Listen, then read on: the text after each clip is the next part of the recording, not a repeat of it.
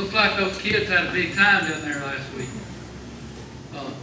David was saying here a while back, why couldn't we do something like that for the older people? After watching what all they went through, I don't know if we can handle it or not. I don't know if us older ones would actually be able to do a lot of that. But we might have to mellow it down a little bit. We might, everybody needs to take out Aflac. Yeah, there you go. If you just take a short term out. Y'all join me in a word of prayer. Lord, as I come to you now, I just want to thank you for this day, Lord. Thank you for the many blessings you've given us, Lord. And thank you for the blessings we know you have laid up in store for us.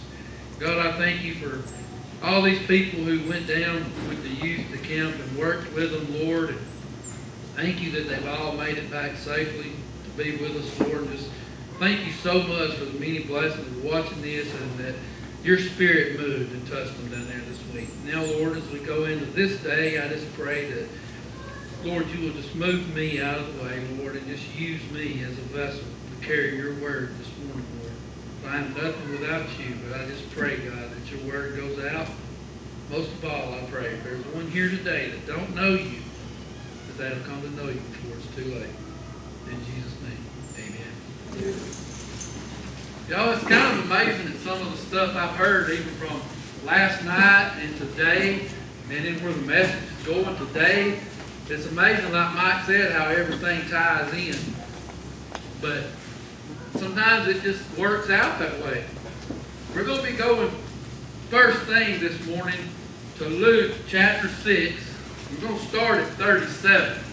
I'll give y'all a minute to get there, but as we get into some of this, and then some of it on down through starts to exactly tie into some of what Mike and some of what I've heard from last night has kind of went to.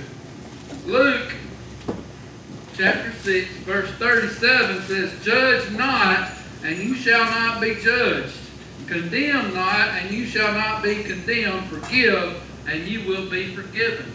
Y'all heard Mike up here talking about these kids, and Martha talking about these kids when they go, that they have things in their heart, that they feel like people are judging them. But they go down there and they all get together and they don't judge one another for what they wear to camp, what they bring to camp.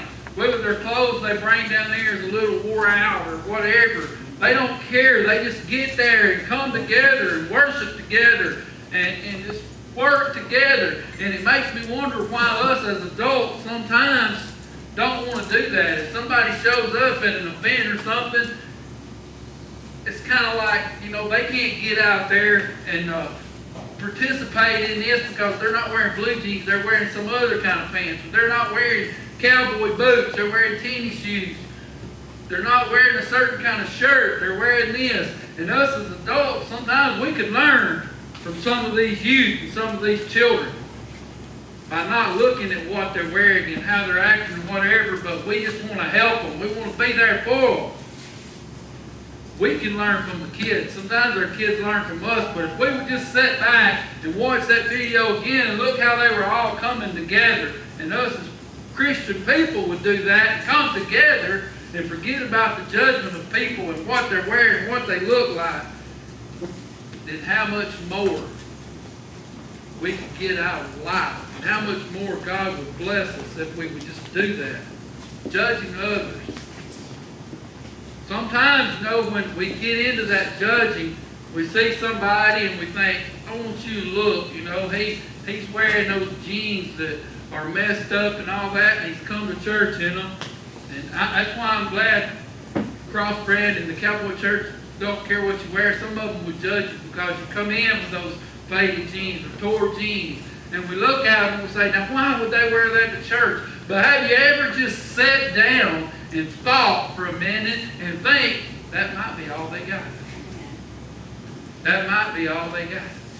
I remember years ago I had a cousin who was going to church and he come and told me about it. He had a tear in his eye when he was telling me about it. Said there was a young boy that come into church and his pants, he was having to hold his pants up like this. And my cousin asked him, said, son, why didn't you just wear a belt? And he said that boy looked at him and had a tear in his eye and told him, he said, I don't own one. Don't own a belt. So my cousin asked him, said, well, if I buy you one, would you wear it? And he said, I sure would.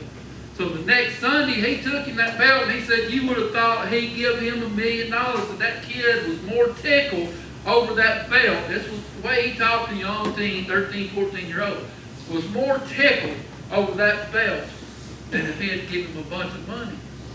Because he didn't have one. And sometimes when we're sitting and judging people, looking at people, the way they look, what they're wearing or whatever, what they drive, where they live, that might be all they have. Might be all they have. They can't, that's it.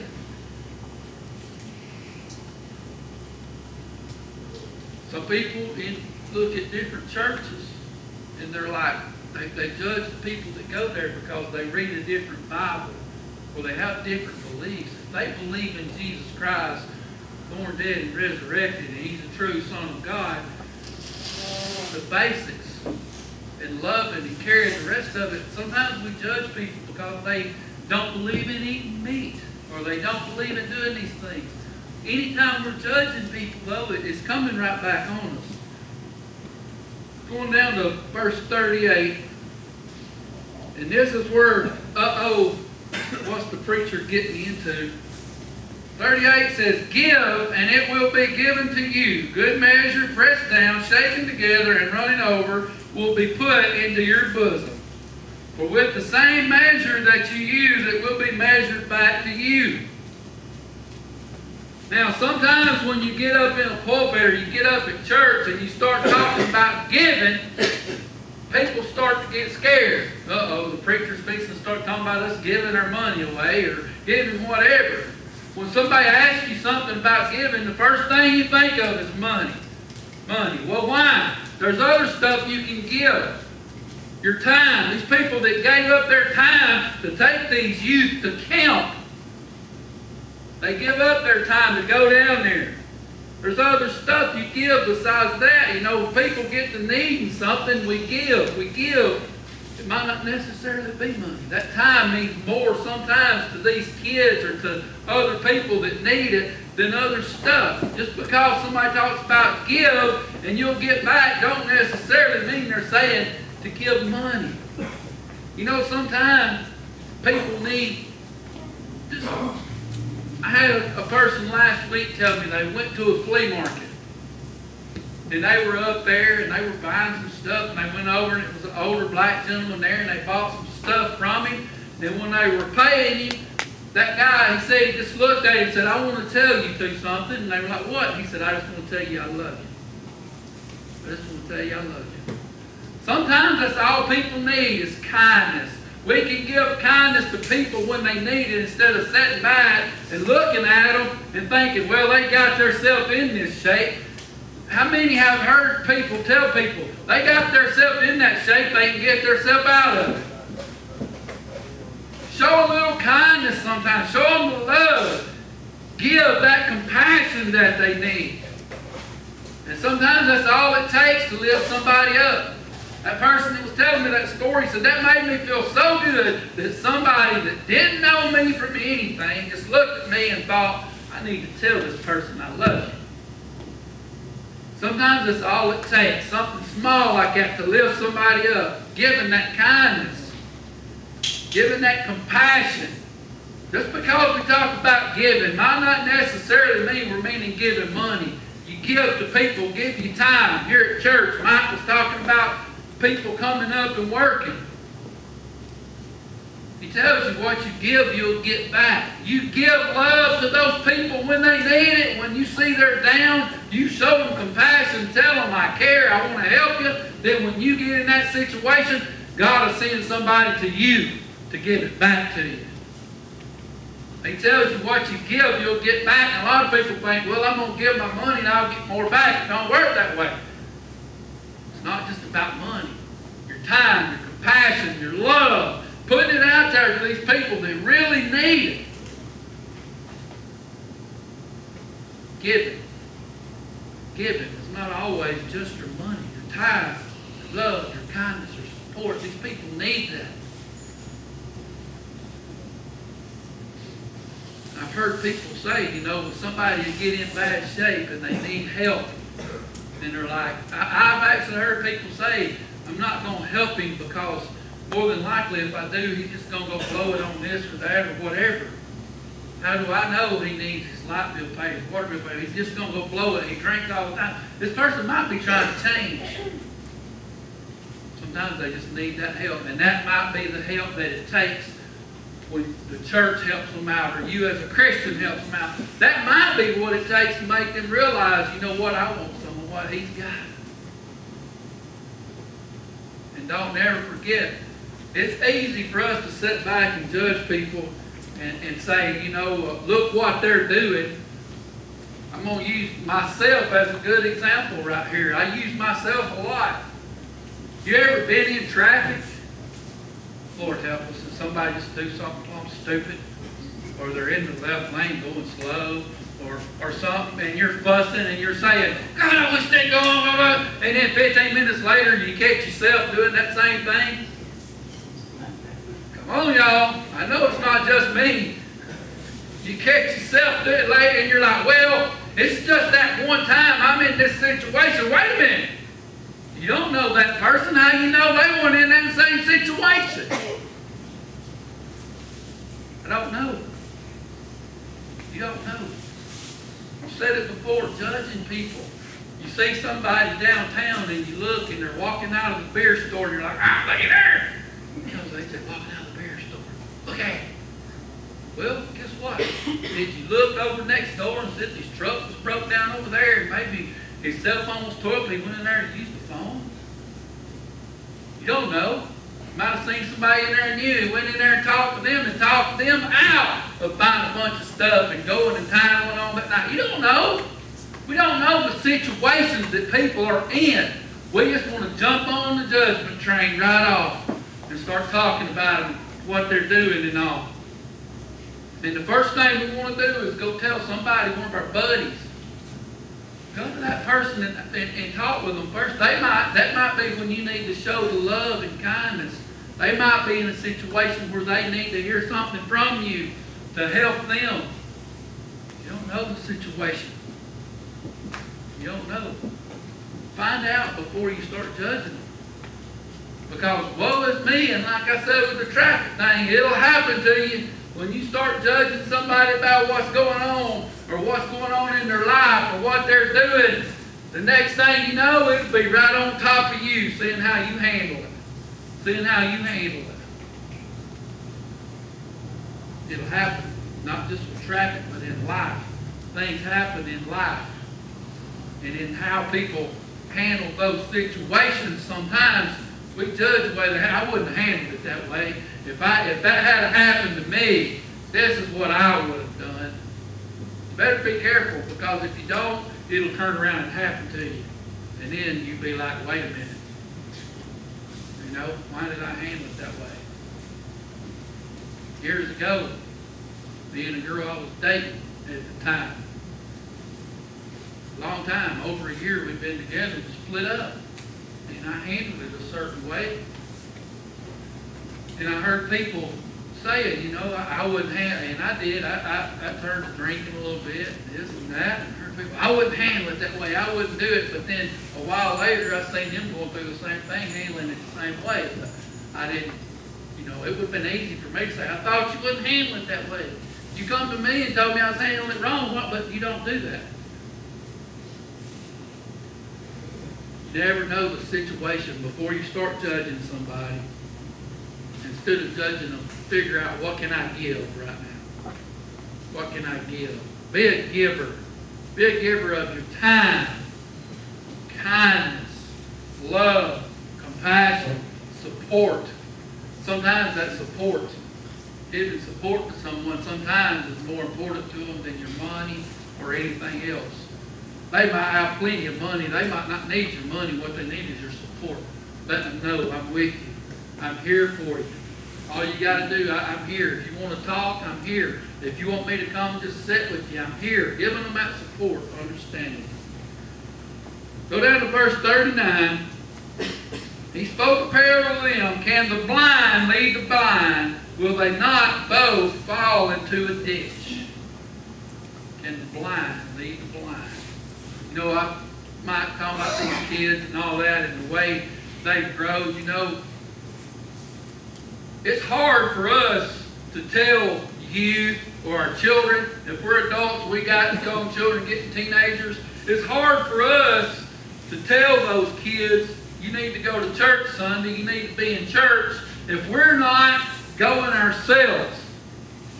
If we're sending our children with the neighbor to church, but we're sitting at home, we're actually telling that kid it's okay if you want to sit at home, not go to church. If you come to church and then on the way home, your child starts talking to you about a song that was sung or what the preacher said, and you wasn't paying attention, so you can't discuss it with him, what good are you doing? The blind can't lead the blind. You need to know, so when your children start asking you questions, you can answer them for them. At least have enough knowledge to help them find it. Set them down and say, okay, you're wanting to know questions about this in the Bible, let's find it. Set them down together. Don't rely on just your Sunday school or your preacher. Have that knowledge and wisdom and take the time to sit down and lead them. Lead them in the direction they'll go. But you can't do that if you're blind. If you don't know, you can't lead somebody. Well, it says, a disciple is not above his teacher, but everyone who is perfectly trained will be like his teacher. You train your children, and I told someone this morning, the Bible tells us you train them in the way to go, and they'll come back to it. Children are going to act like their parents do 95% of the time. Sometimes they don't, sometimes they change. But most of the time, if you want to have kids, especially when they get to that age, 12, 13, 14-year-old, that they're starting to learn, well, if you want to sit around the house every Saturday night and drink and drink and drink and drink, then when they get 17 and 18-year-old, they're going to come home one night, don't wonder why. Why, son? Why are you going out drinking? Well, it's because you've been doing it around them and showing them it's okay. If you want to talk that filthy talk around them, always some ugly word when they're little, trust me, they'll get you in a position somewhere and they'll let one of them roll and it'll embarrass you. They know Daddy does it. Mama does it. We've got to teach them in the way for them to go. Be givers, not just money. Give that knowledge. Knowledge is one of the greatest gifts you can give your children and young people growing up. Knowledge of the Bible. Teach them to study the Bible. Teach them to read the Bible. But you got to lead by example. The student is not better than the teacher. They can only learn what someone teaches them and shows them. If you want to teach them disrespect, they're going to learn disrespect. We was talking out back last night to somebody, me and the guy was talking about how teens and all are now about disrespecting and back talking their parents and stuff like that. It's like, it's because they're not taught any better. You lead them in the way they'll go, and that's the way they're going to start acting. That's just the way it is. They watch us, whether you realize it or not. They watch us. All these youth, when they're out here and we're having whatever, they're watching us. As Christians, they're watching us. It's okay for me to talk like this because this person in the church does. He's an elder. He's a lay pastor. He's our pastor. He acts like that. They're going to act the way we teach them. We're going to go one more place, and this in Timothy, chapter 4, verse 6. Paul's getting ready. You know, his life's run. And I wasn't going to do this one, but I was like, when my time comes to go, when I know my time's getting short, and I look back on my life, do I want to be able to say I've been a giver? And not just look at my bank account and say, over the last 20 years I've been going across brand, I've given dollars. What about how much time I put in? What about the love that I give other people? What about that kindness that I give other people? That knowledge that I give other people? Give, be a giver, not a taker.